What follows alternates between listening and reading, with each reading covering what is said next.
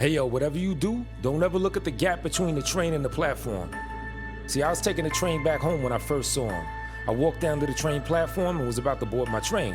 Now, naturally, I looked down at the gap between the train or platform to avoid falling into it, right? What I saw next, it'll haunt me for the rest of my life. Sitting there in the gap was a deformed figure. It was pitch black except for it had two eyes. Its eyes were very bloodshot. Like it hadn't slept for years, the pupils were real cloudy. They were the only features on its face.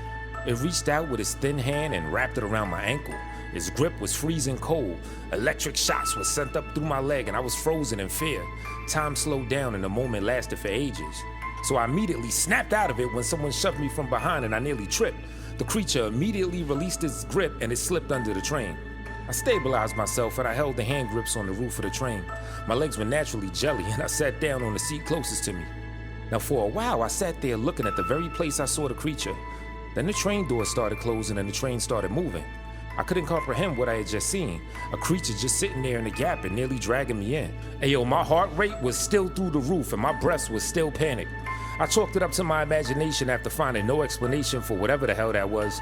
The train stopped at the next station and my eyes were immediately drawn to the platform gap.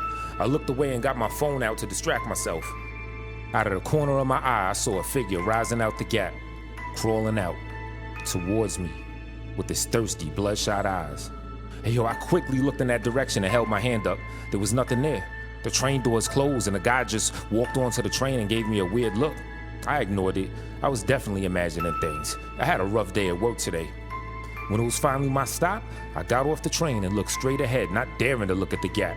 I arrived home after a 10-minute walk from the station. Once inside, I freshened up a bit and I sat down on the couch to catch some Netflix. Suddenly, I had a horrible gut feeling. My primal instincts were kicking and it was telling me to immediately run out of the house. So I turned my head and my eyes fell on my bedroom door. It was slightly ajar. Through the gap, I could see the same creature. Its large, bloodshot eyes that were staring at me. Yo, its hands, they reached out toward me like shadows. It continued staring with its bulging, demented eyes. I immediately jumped out of the couch and ran away from the hand. It stretched impossibly long and it grabbed me by the throat. Yo, I was frozen in fear as it dragged me across the floor towards the door. I tried to push it away, but it had an iron grip. The thin hand was overwhelmingly strong. Yo, it dragged me closer and closer to the door, but didn't pull me through it. Instead, it stopped me a bit away from the door. Another opening in his face that I didn't even know existed opened up. A large, snake-like tongue with teeth painfully growing out of it came out of his face. Its eyes were indifferent and it continued staring at me.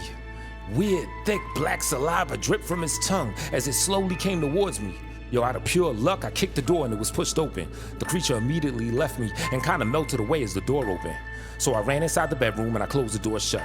I locked it, a chill ran up my spine and I started imagining the creature devouring me with its hideous tongue.